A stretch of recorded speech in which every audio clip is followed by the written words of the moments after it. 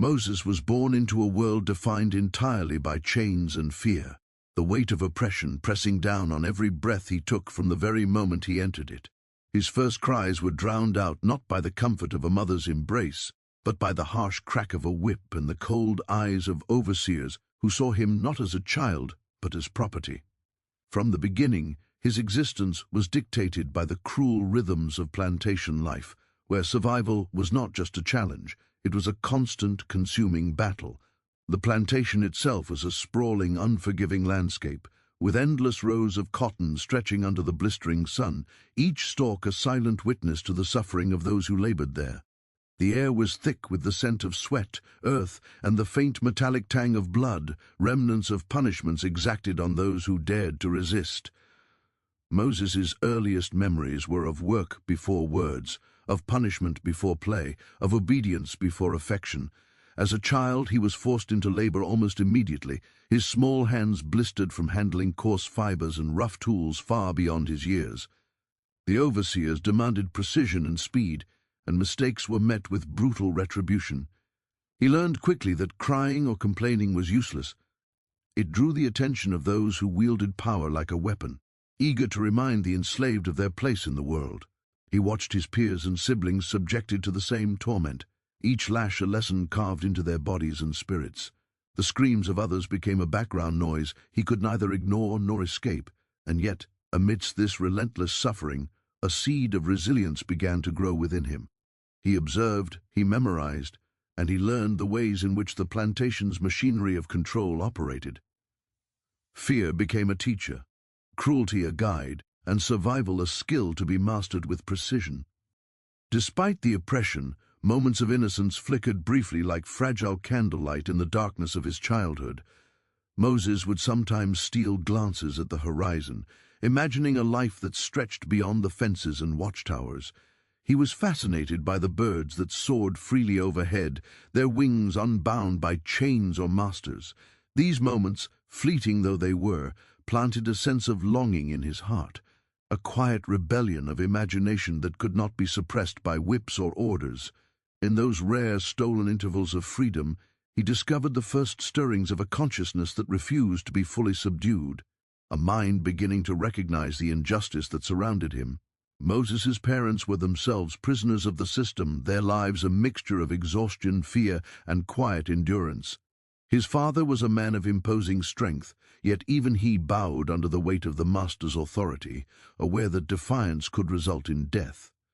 His mother, gentle yet resolute, tried to shield her children from the worst of the plantation's brutality, though she could do little against the daily horrors they faced.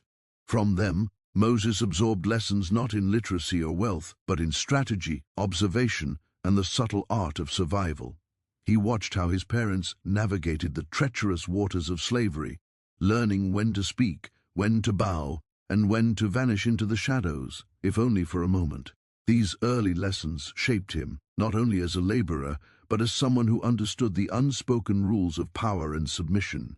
Education, in the conventional sense, was forbidden to slaves, yet Moses was far from ignorant. He learned the languages of the plantation, the coded signals of rebellion whispered among the fields, the subtle gestures that conveyed resistance without words.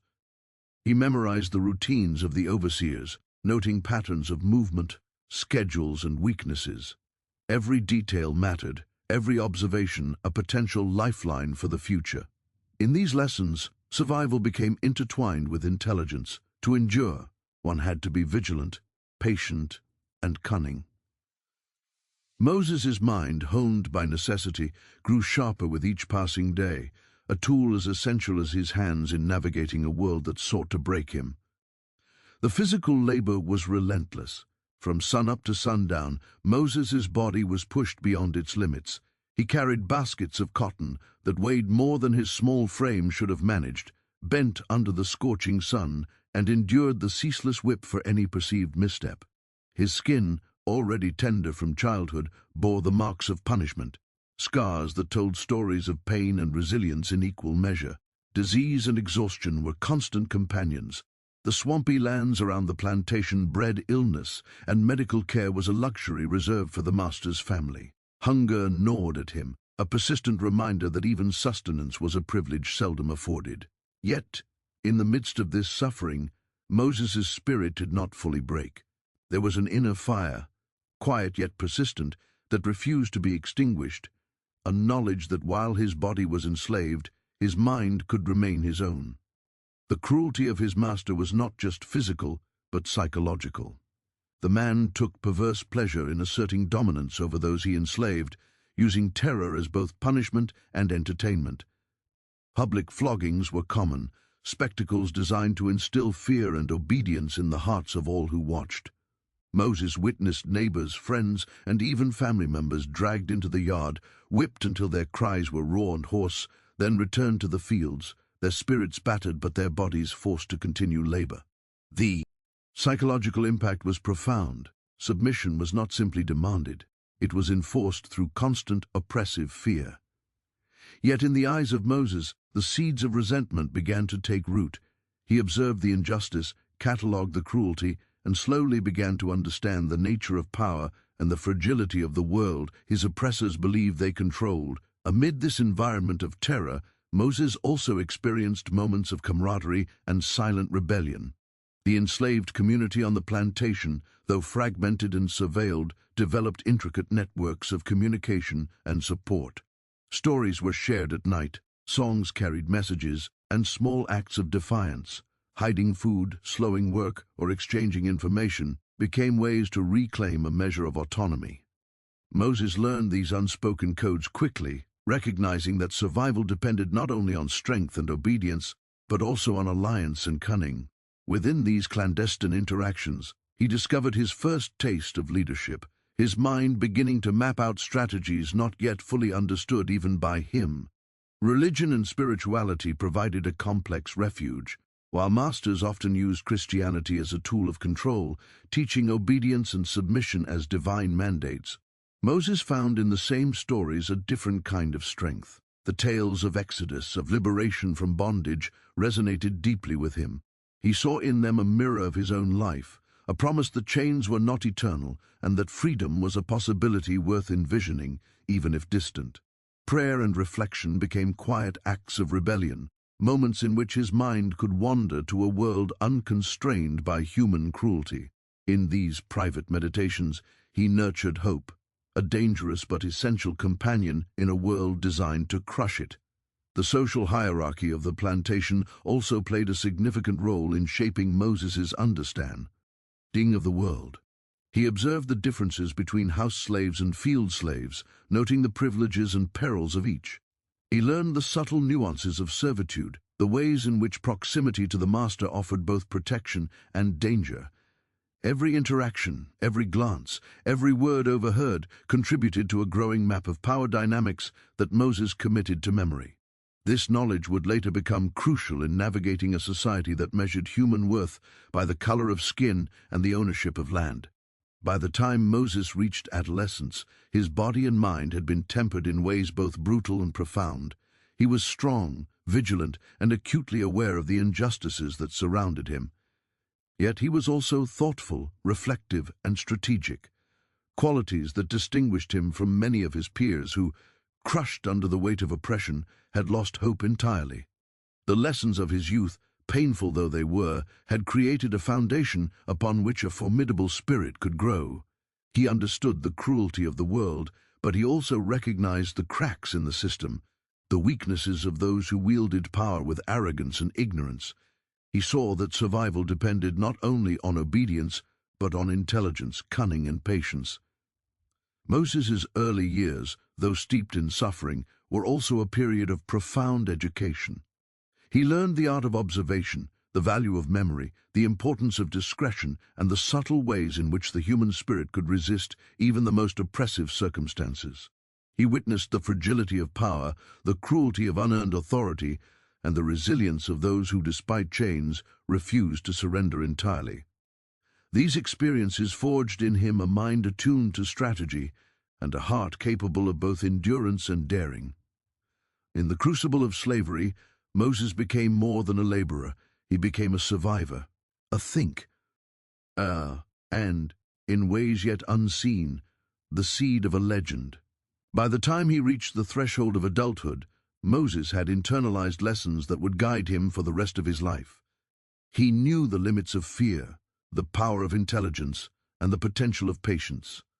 He understood the duality of his existence, that while his body could be owned, his mind remained his own, and in that mind lay the possibility of liberation, not just for himself, but perhaps, one day, for others. In those early years, amid pain, hardship, and unrelenting labor, Moses's character was forged, a character that would later confront oppression not with blind rage alone, but with calculated courage, strategic cunning, and an unwavering will to reclaim his destiny. The boy born into chains was slowly becoming a man who would one day challenge the very foundations of the world that sought to keep him enslaved. The years of oppression, humiliation, and unrelenting labor had built a quiet, simmering storm inside Moses, a force he could neither express nor suppress. Each day on the plantation added fuel to it, each lash, insult, and act of cruelty carving a deeper channel of anger and determination into his soul. He had endured the harsh sun that scorched the fields, the bitter nights that offered no rest, and the ever-watchful eyes of overseers ready to punish any perceived weakness. His body was calloused, his spirit sharpened, and his mind, honed by necessity, calculated every movement, every decision, every word he spoke. For years, Moses had learned the art of survival, how to appear submissive while keeping the fire of rebellion alive in his heart. Yet there came a point when survival alone was no longer enough. The rage within him demanded release, the injustice demanded reckoning. It began subtly, as these things often do, with small incidents that, in isolation, might have been ignored. A particularly cruel strike from the master during a routine inspection, the deliberate humiliation in front of others, the constant threats that no one would remember him if he were beaten to death in the fields, all of it accumulated like stones in a river, grinding relentlessly against his patience. Each act was a reminder that, in the eyes of the world, he was considered less than human. But unlike others who accepted their fate, Moses felt a growing awareness that he was more than the sum of his chains, that within him was a mind capable of understanding injustice and a spirit capable of resisting it. The breaking point arrived one oppressive afternoon when the master, in a fit of sadistic pleasure, humiliated Moses in a way that would forever burn itself into his memory. The master had been drinking, his temper volatile and unpredictable, and he chose Moses to be the target of his rage. He struck him repeatedly, mocking not only his labor, but the very essence of his existence, treating him as though he were less than an animal. The blows were more than physical, they were symbolic, a cruel reminder of the totality of control the master wielded over life and death on the plantation. The overseers watched with cold indifference, ensuring that no one intervened, that the rules of submission were enforced without mercy. Pain and fear intertwined in Moses's body, but beneath it all, a slow, undeniable fury began to rise, coiling itself like a serpent ready to strike. For the first time, Moses did not flinch, did not beg, did not cry out. Instead, he observed, measured, and calculated. He felt the rhythm of the master's movements, the gaps in his attention, the vulnerability behind the veneer of power. This was not a moment of blind rage, though rage certainly fueled him. It was a moment of clarity. Every instinct in Moses screamed that to survive, he must act, and every ounce of intelligence within him told him that this action would be irreversible. He was no longer a boy enduring punishment. He was a man confronting the unbearable weight of injustice and seizing the opportunity to reclaim his life, at whatever cost. The struggle that followed was chaotic, violent, and primal. Moses, driven by years of suppressed anger and the desperate need for freedom, fought with every fiber of his being. The master, drunk and overconfident, underestimated the resolve of the man he had thought could never resist. There were no witnesses willing to intervene, no laws to protect the victim of tyranny. In that instant, Moses was both judge and executioner, carrying the consequences of every cruelty he had suffered. The fight was short but decisive. One calculated movement, one desperate strike, and the master fell, his authority extinguished, in a sudden and brutal reversal of power. Blood stained the earth where Moses stood, a dark testament to the violence that had long been incubating in his world. In the immediate aftermath, Moses did not rejoice. Victory did not feel sweet, nor did it feel like liberation. Instead, he felt a profound weight settle upon his shoulders, the weight of the irreversible, the knowledge that his life had forever changed. He knew that the plantation, once familiar in its terror, had become a trap.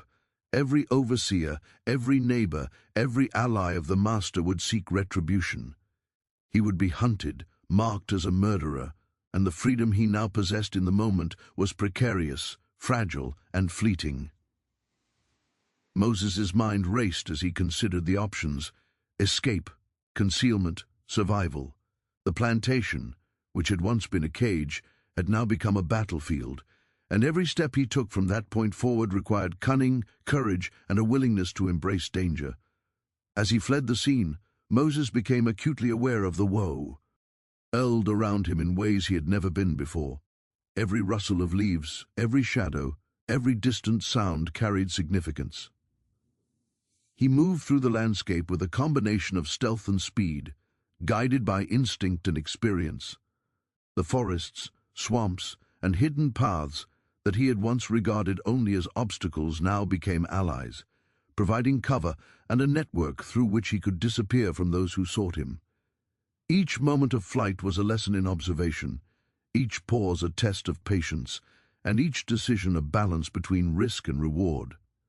Moses, once a slave whose movements were dictated by orders, was now a fugitive navigating a hostile world with only his wits and resilience as protection. Fear was a constant companion, gnawing at the edges of his consciousness, but it did not paralyze him. Instead, it sharpened his senses, honed his strategy, and reinforced the necessity of vigilance. He understood that capture would mean death or worse, and that trust could be fatal. Every person he encountered was a potential threat, yet also a potential ally. And he had to learn quickly whom to trust, how to ask for help without revealing his identity, and how to exploit the weaknesses of those who pursued him. The world outside the plantation was as dangerous as it was vast, a complex web of racial tension, legal oppression, and human greed, and Moses had to navigate it with the same precision he had once applied to survival in the fields. During his flight, Moses encountered a variety of people, some sympathetic, some indifferent, and some openly hostile. Free blacks, escaped slaves, and even a few daring whites offered aid in secret, providing food, shelter, or guidance, for a price that sometimes went beyond money, demanding loyalty, secrecy, and absolute discretion. In these encounters, Moses honed his ability to read human behavior, to assess risk, and to manipulate appearances. He learned to blend in, to adopt false names and identities, to move as though he belonged even when the world would not accept him. Every skill he acquired was a tool in the ongoing fight for survival, and every lesson learned added to the growing legend of the man who had dared to challenge the very system that enslaved him. Moses also wrestled with profound psychological and moral complexities. The act of killing his master, while necessary for survival, weighed heavily upon him. He questioned the morality of his actions, even as he rationalized them through the lens of oppression and self-preservation. In the quiet moments, he relived the confrontation, dissecting every movement, every choice, every impulse. He felt the pull of vengeance, the satisfaction of justice, and the terror of the consequences simultaneously. These internal conflicts shaped him, instilling a depth of understanding about human nature, justice, and power that few could comprehend. He was no longer simply a man seeking freedom. He was a man learning to navigate a world in which morality, survival, and ambition were often in conflict. As days turned into weeks and weeks into months, Moses's flight transformed into a journey of reinvention. The fugitive of the plantation became a student of the wider world, learning its customs, its laws, its dangers, and its opportunities. He observed the lives of free blacks, noting how they navigated a society still deeply prejudiced against them. He studied the economy, the legal system, and the social hierarchies that had once trapped him, understanding that survival required more than physical skill. It required knowledge, cunning, and adaptability. Every lesson he learned became part of his arsenal, preparing him for the next stage of his life, when the fight would no longer be against whips and overseers, but against systemic oppression itself.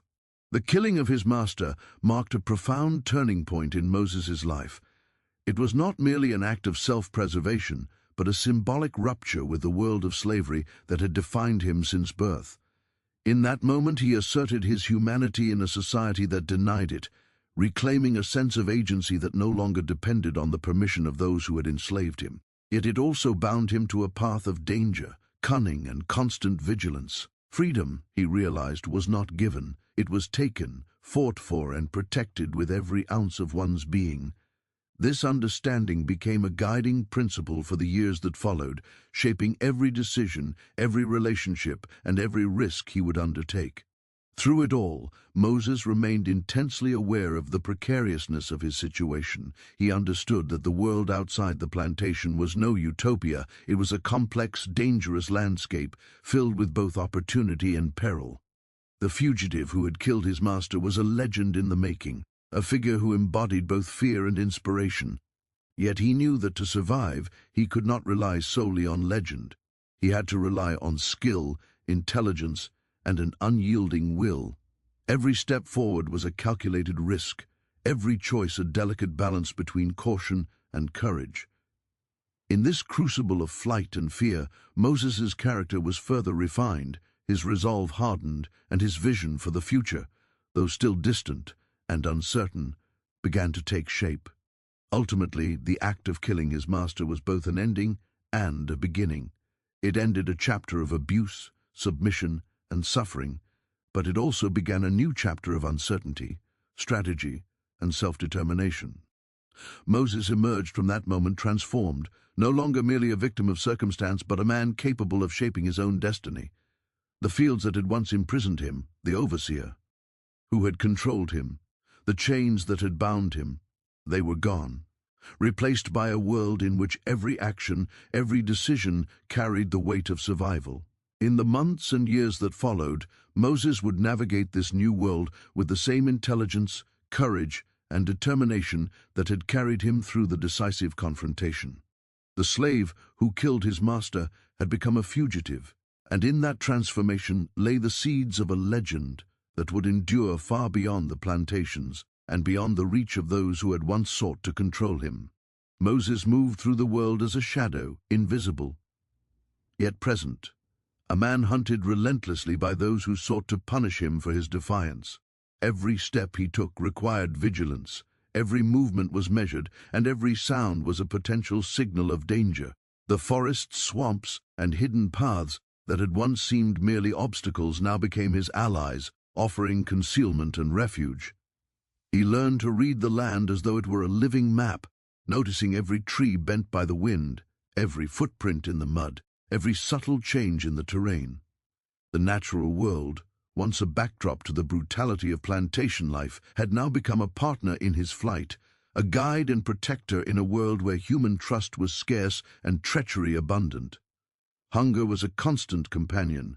Moses scavenged, hunted, and foraged, learning which roots could be eaten, which berries were safe, and which rivers provided clean water. Each meal was a small victory, each night spent sheltered from pursuers a triumph over death. The landscape was unforgiving, and the elements tested his resolve as rigorously as any human adversary.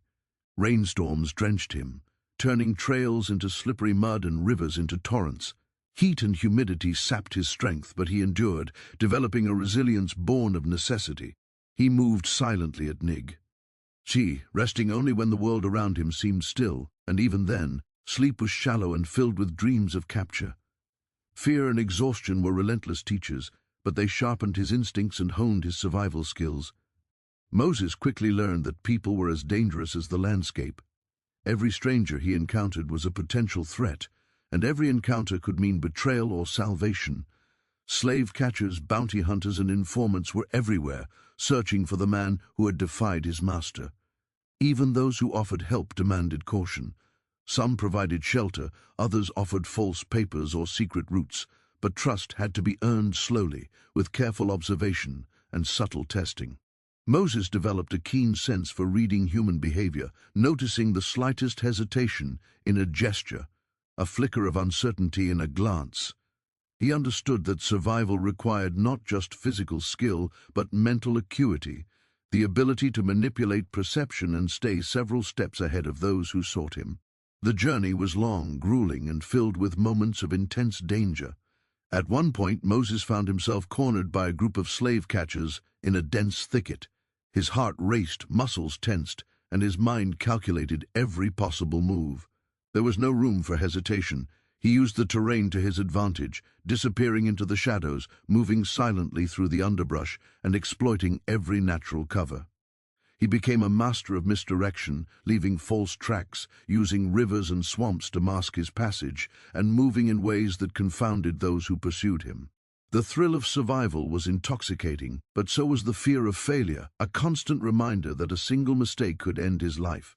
Despite the constant danger, Moses found moments of humanity and connection. Along his journey, he encountered other escaped slaves and simpat, headache-free blacks who risked their own safety to help him. These encounters were rare and precious, offering not only physical aid in the form of food, shelter, or clothing, but also emotional support and guidance. He learned from them, picking up knowledge about safe routes, hiding places, and strategies for evading capture. They shared stories of their own struggles and survival, and Moses absorbed these lessons like a sponge, recognizing that he was part of a larger struggle, a community of those seeking freedom in a world designed to deny it. In the evenings, when the sun dipped below the horizon and the forest grew quiet, Moses allowed himself moments of reflection. He thought about the life he had left behind, the brutal plantation, the master whose cruelty had driven him to violence, the family and friends he might never see again. He grieved for them silently, acknowledging the pain and loss that accompanied his flight. Yet even in grief, he felt a growing sense of purpose. Every step forward was a step toward freedom, every decision a test of his ability to navigate a world that was hostile at every turn. He began to envision a life beyond survival, a life in which he could reclaim some measure of agency and dignity. As he traveled, Moses became increasingly strategic.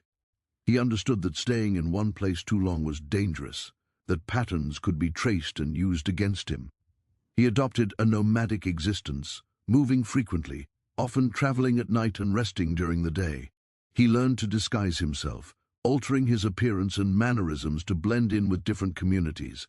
In towns, he posed as a laborer or a traveler, careful not to draw attention.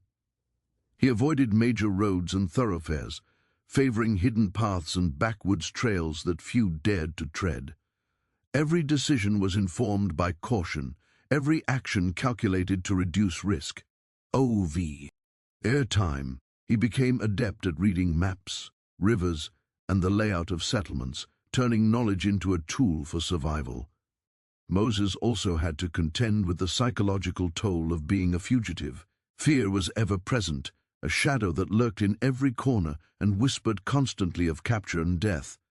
Loneliness was another burden, as he had few people he could truly trust. Sleep was shallow, punctuated by dreams of pursuit, violence, and loss. Yet these hardships did not break him, they forged him. He developed resilience and mental discipline, learning to control his emotions, suppress panic, and focus entirely on the tasks necessary for survival. Every day was a test of endurance, intelligence, and cunning, and Moses met each challenge with determination and resourcefulness. The natural environment continued to shape his skills. He became adept at navigating rivers, reading the signs of the weather, and using the land to conceal his movements. Swamps, once obstacles, became sanctuaries.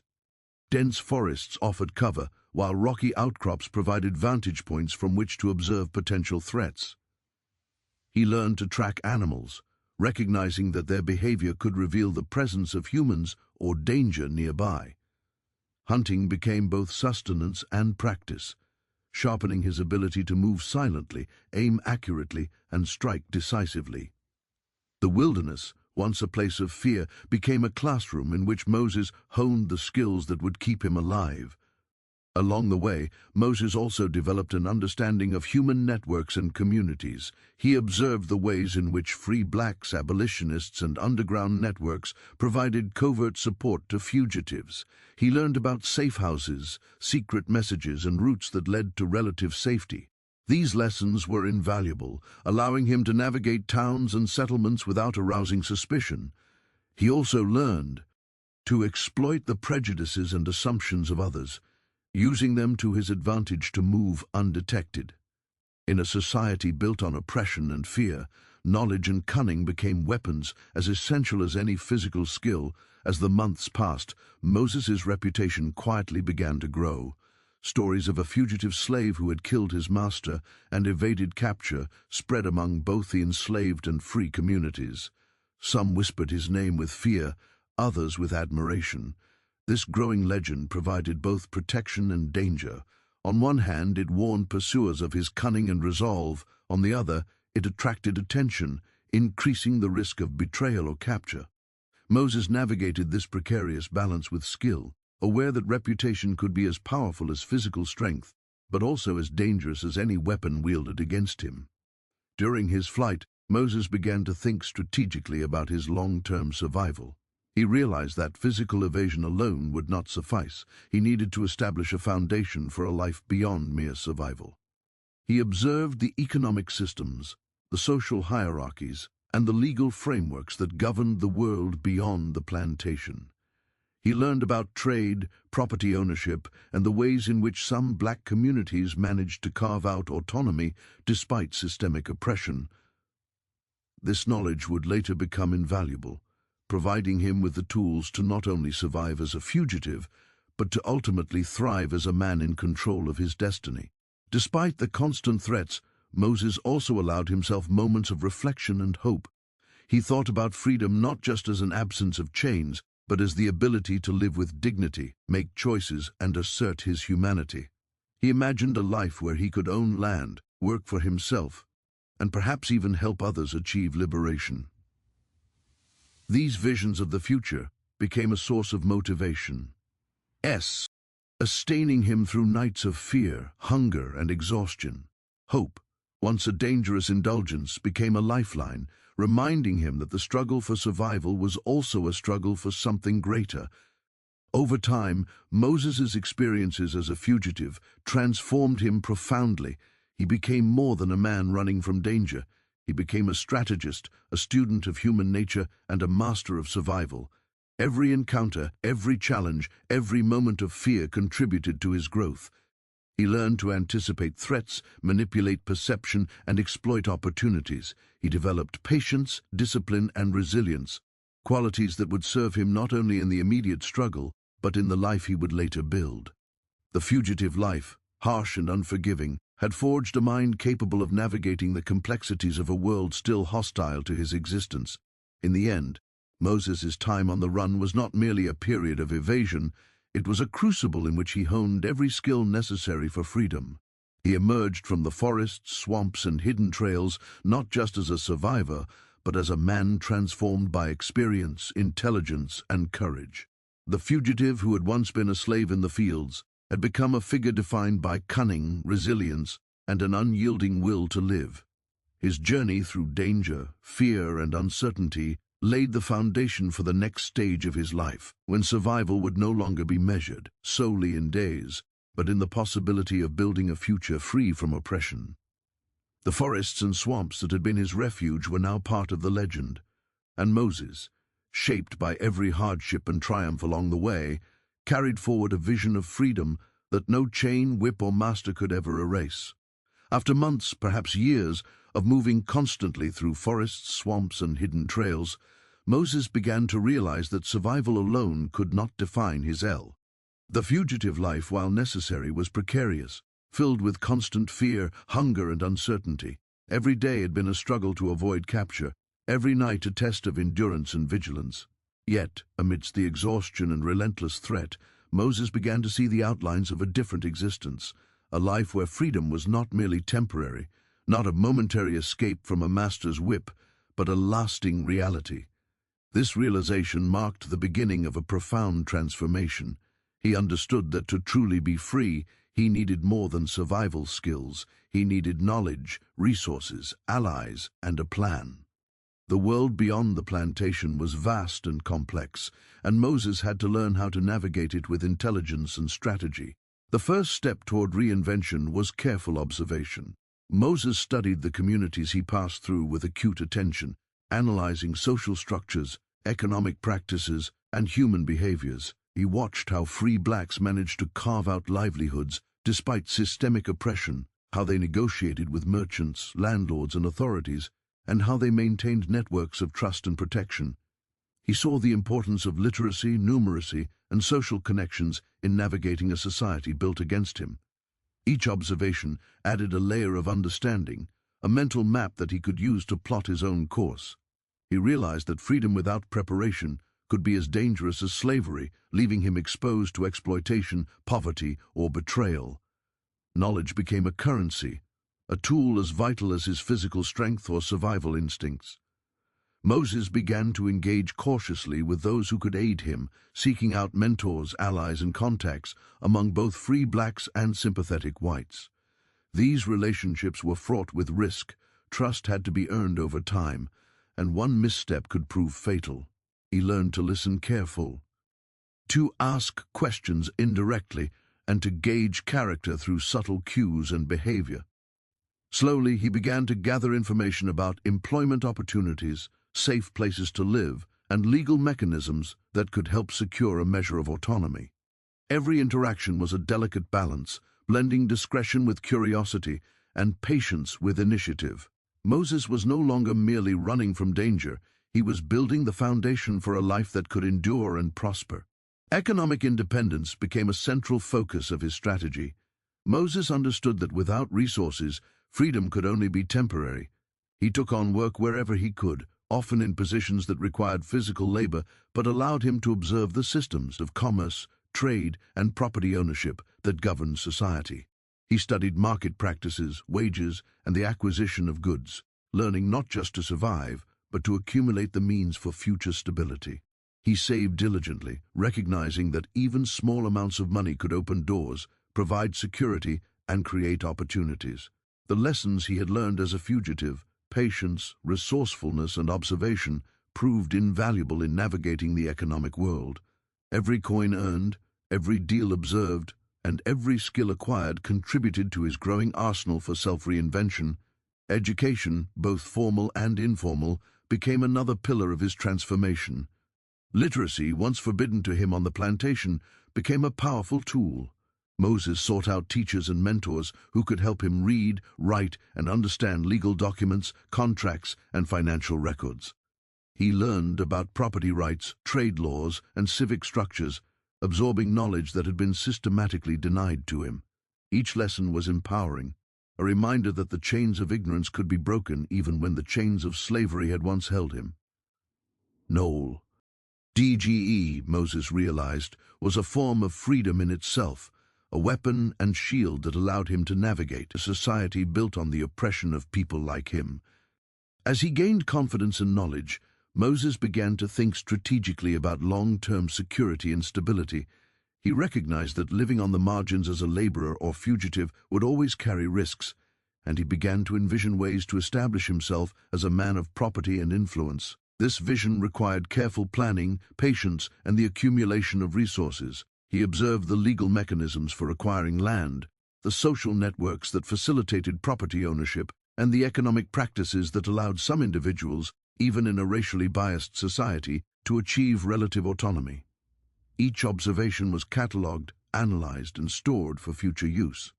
Moses was building not only a life, but a blueprint for transformation, a map from fugitive to free, from powerless to empowered. During this period, Moses also refined his personal skills.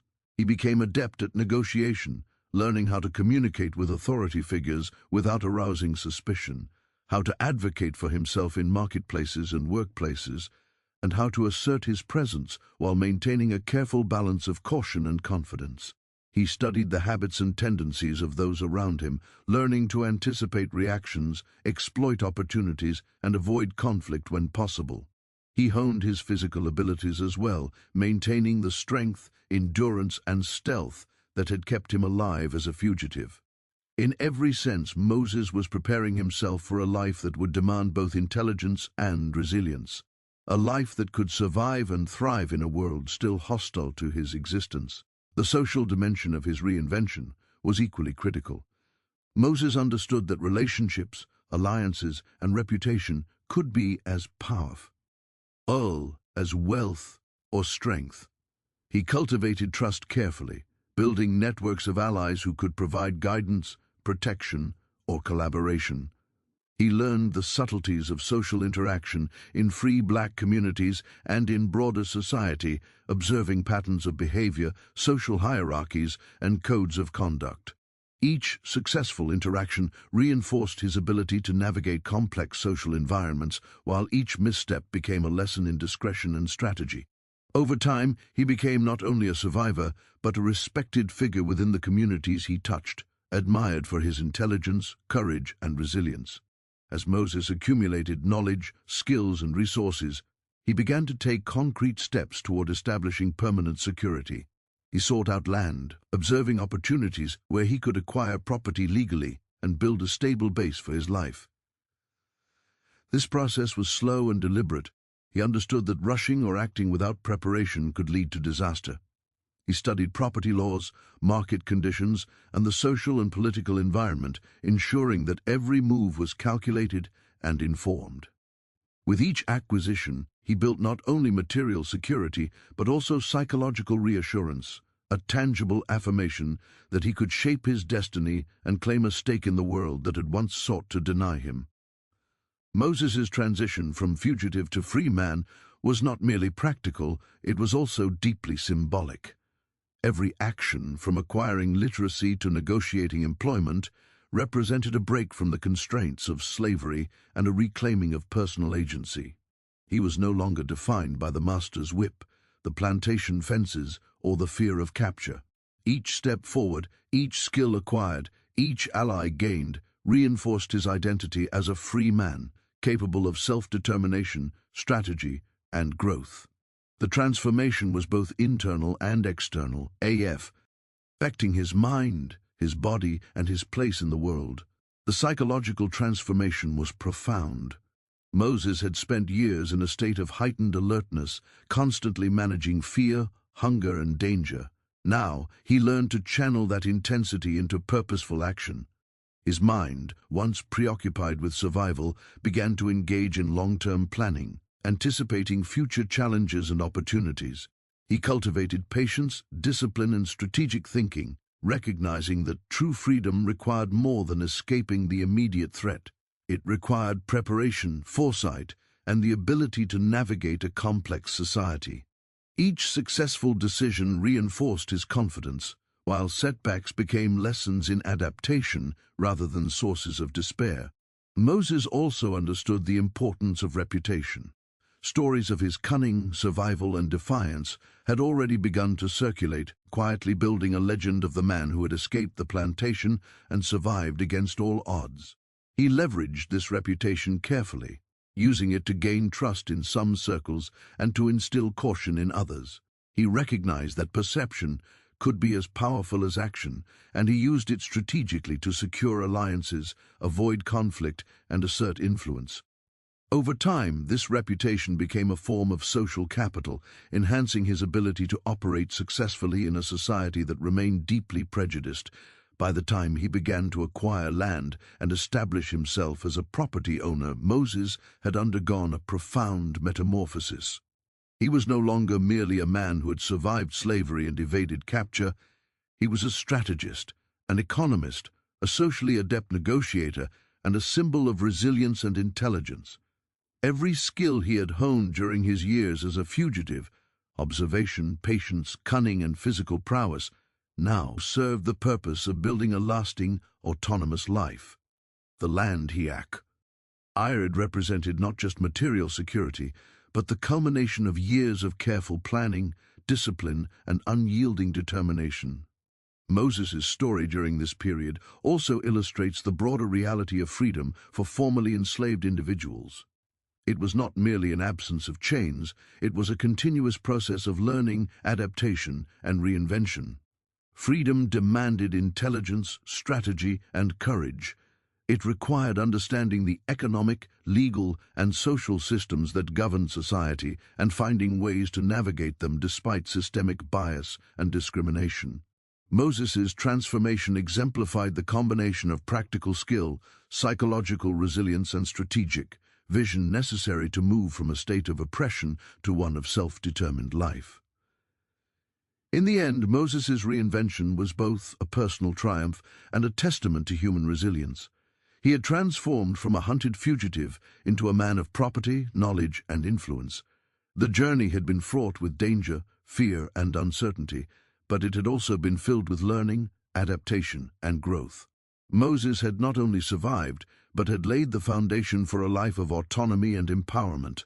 The former slave had become a free man in every sense of the word, physically, socially, economically, and psychologically. The transformation was complete, yet it also set the stage for the final chapter of his story, in which he would navigate the complexities and contradictions of newfound power and status in a world still shaped by inequality and prejudice. Through all these trials and triumphs, Moses carried with him the lessons of his past, the importance of vigilance, the value of knowledge, the power of alliances, and the necessity of strategic thinking. Each challenge faced, each risk taken, each lesson learned had prepared him for a life defined not by oppression, but by agency, foresight, and resilience. In the end, Moses's journey from fugitive to free man was not simply a story of survival, it was a story of transformation, a testament to the human capacity for adaptation, intelligence, and the relentless pursuit of freedom against overwhelming odds. His life during this period stands as a powerful example of how resilience, courage, and strategic action can convert suffering into empowerment, and how even in a world designed to suppress him, a man can create his own destiny.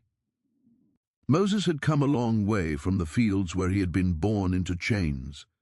Years of struggle, evasion, learning, and careful planning had transformed him from a hunted fugitive into a man who now stood at the threshold of a different kind of power, ownership. The very idea of owning land, perhaps even a plantation, had once seemed impossible, a dream far beyond the reach of a former slave. Yet through diligence, cunning, and the accumulation of resources, Moses had carved out a place for himself in a society that had once denied him every opportunity. His life was a testament to human resilience and determination, but it was also a life steeped in complexity, contradiction, and moral ambiguity. Acquiring his first piece of property was a delicate endeavor. Moses approached the process with the same strategic mind that had carried him through years of flight. He researched the legal system meticulously, learning how property transactions were conducted, understanding the rules of land ownership, and identifying opportunities that others might overlook. Free blacks who had managed to acquire land themselves offered guidance, sharing insights about trustworthy sellers, negotiation tactics, and potential pitfalls. Moses listened, absorbed, and applied these lessons, carefully choosing his moment and his property. Every step was deliberate, every transaction a calculated move, ensure both legal security and strategic advantage. The acquisition of land was more than a financial or strategic achievement, it was symbolic. Each acre represented a claim to autonomy, a tangible proof of his ability to shape his own destiny, and a powerful counterpoint to the years of bondage he had endured. The soil beneath his feet, once tilled under the command of a cruel master, now belonged to him. The fences which had once constrained his movements now defined the perimeter of his freedom. For Moses, the land was a fortress, a refuge, and a statement of resilience. Yet it was also a responsibility, a challenge, and a burden, for owning property came with obligations that extended beyond mere survival. As Moses began to expand his holdings, he faced the practical realities of managing labor, crops, and production. He had studied these systems carefully during his time as a fugitive, observing how free blacks and even sympathetic whites navigated agricultural economies. He knew the importance of organization, the value of labor, and the need for careful management of resources. While he had once been subjected to the cruelty of a master, he now had to navigate the complexities of ownership in a society still steeped in racial hierarchy and economic inequality. Every decision about planting, harvesting, and managing workers required thought, foresight, and an understanding of human motivation. The labor force presented unique challenges and moral considerations. Moses had the opportunity to employ both freedmen and, in certain cases, enslaved labor, depending on the local laws and economic realities. He was acutely aware of the moral weight of these decisions, having lived through the brutality of slavery firsthand. While he sought to maintain productivity and protect his investments, he was also guided by the lessons of his past, striving to avoid the cruelty and exploitation that had defined his former master's reign. Balancing the demands of economics with ethical considerations was a constant challenge, and Moses approached it with careful thought, often reflecting on how best to treat those who worked for him with fairness and respect, while ensuring the survival and prosperity of his enterprise. Moses's emergence as a plantation owner was also a social transformation. He was no longer a fugitive or an outsider. He was a man of property, a participant in a system he had once only observed from the margins. This shift brought both respect and scrutiny. Neighboring landowners, both white and black, watched his rise with curiosity, admiration, and sometimes envy. Some were inspired by his ingenuity and determination, seeing in Moses a figure who had overcome extraordinary adversity. Others were suspicious, uncomfortable with the idea of a former slave commanding land, labor, and economic influence. Moses navigated these social dynamics with the same strategic acumen he had honed over years of survival, cultivating alliances where advantageous, maintaining discretion where necessary, and asserting his presence with quiet authority. The psychological landscape of ownership was complex. Moses had endured years of oppression, fear, and violence, and now he stood in a position of authority over land, and in some cases, laborers. The transition required him to reconcile the memory of his own suffering with the responsibilities of wielding power. He grappled with questions of justice, fairness, and morality, understanding that his decisions would carry weight for those who worked with him and around him. Each choice, about resource allocation, labor management, or community engagement, was informed by his history, his values, and his strategic vision for the future. He approached these challenges with thoughtfulness, aware that true power required not only strength and intelligence, but ethical consideration and social awareness. Moses's life as a plantation owner also reflected the broader contradictions of post-slavery society. In many ways, he had achieved what most could not: economic independence, social status, and a degree of autonomy in a world that had once sought to deny him all three. Yet his position existed within a society still structured by racial inequality and historical injustice. The systems that had once enslaved him still shaped economic and social opportunities, and Moses had to navigate these structures carefully. His success was both extraordinary and precarious, a testament to human resilience, but also a reminder of the enduring challenges faced by those seeking to redefine their place in a world shaped by oppression. Community relations became a central aspect of Moses's role as a landowner. He understood that his success depended not only on his management of land and labor, but also on his ability to engage with neighbors, local officials, and other stakeholders. He cultivated relationships with free black communities, offering support, guidance, and sometimes employment opportunities. He also engaged with sympathetic whites, leveraging alliances where beneficial while maintaining vigilance against potential threats. These interactions required diplomacy, tact, and strategic thinking, as each relationship carried implications for both personal security and economic stability. Moses had become a figure who could bridge worlds, navigating social landscapes with intelligence, empathy, and caution. Religion and spirituality continued to play a role in Moses's life. The faith that had sustained him during years of bondage and flight now provided a framework for understanding his new responsibilities. It offered moral guidance, emotional support, and a sense of continuity with the past. Moses reflected on his journey, recognizing the ways in which perseverance, resilience, and strategic action had shaped his destiny. Spiritual reflection informed his decisions as a landowner, guiding him in his treatment of laborers, his engagement with the community, and his vision for a future that balanced economic success with ethical responsibility. Faith became both a personal anchor and a guiding principle in the exercise of his newfound authority. Moses's economic success also allowed him to participate in broader social and political networks. He engaged with local governance, trade associations, and community initiatives, using his influence to advocate for stability, fairness, and opportunity within the limitations imposed by a racially stratified society. He understood that wealth and property conferred not only economic power, but social influence, and he wielded these tools with careful calculation. Every decision, whether about land management, labor allocation, or community engagement, was informed by a combination of ethical consideration, strategic thinking, and the lessons of his past. Moses's influence extended beyond the boundaries of his property, touching lives, shaping communities, and redefining expectations of what a former slave could achieve. Yet, despite the material success and social recognition, Moses remained acutely aware of the contradictions inherent in his position. He had once suffered under the cruelty of a master, and now he occupied a role that required authority over others. He reflected on the ethical implications of his decisions, striving to balance the demands of productivity with the lessons learned from his own suffering.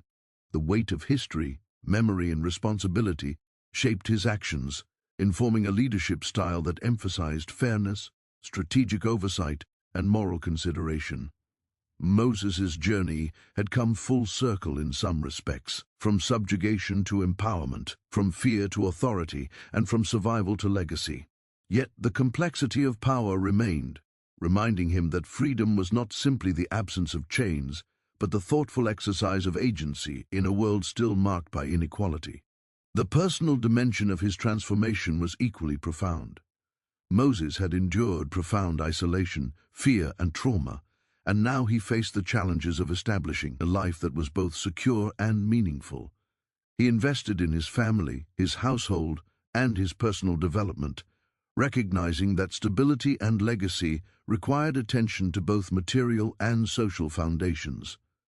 He nurtured relationships, mentored younger members of the community, and shared his knowledge and experience where appropriate. In these acts, Moses demonstrated that power, when tempered by wisdom and ethical consideration, could be transformative not only for oneself but for others as well. Moses's life as a plantation owner was also a study in adaptation. He had navigated the brutality of slavery, the dangers of flight, and the uncertainties of freedom, and now he applied these lessons to a RLD in which he wielded influence and authority. Every challenge, from economic management to social diplomacy, required the application of skills honed over a lifetime of adversity. He became adept at problem-solving, negotiation, and strategic foresight, recognizing that true mastery of life required the integration of past experience with present action and future planning. Moses's ability to adapt, to learn continuously, and to apply his knowledge with intelligence and discretion was central to his success and his enduring legacy. In the broader context, Moses's story reflects the paradoxes of post-slavery society. His rise to prominence as a landowner highlights both the possibilities and limitations faced by formerly enslaved individuals. It underscores the resilience, intelligence, and determination required to navigate systemic oppression and achieve autonomy. At the same time, it illustrates the moral and ethical complexities inherent in positions of authority, especially for those who have experienced profound injustice. Moses's life serves as a lens through which we can understand the interplay of power, morality, and human resilience, offering insights into both personal transformation and societal dynamics.